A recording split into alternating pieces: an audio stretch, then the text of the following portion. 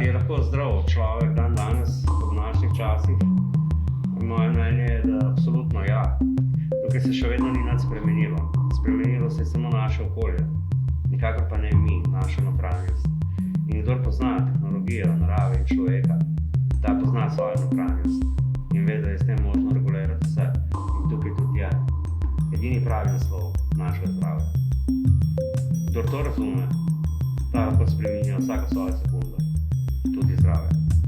Iz prakse govorim, ko recimo ustvarimo samo vizijo, čutimo neko valovanje, da se nekaj dogaja, ampak je tako nežno, da v bistvu ga skoraj ne čutiš. Tudi meritve se komaj da v bistvu narediti v tem valovanju.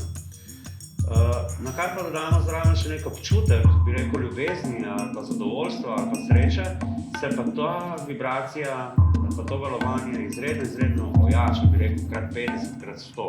Kar naenkrat se začne po našem telesu občutek mravljinčenja, občutek hlada ali pa neke toplote, neki prelivi energije in tako naprej. Tukaj tudi potem zaznaš prav to valovanje, to vibracijo. Tako so v bistvu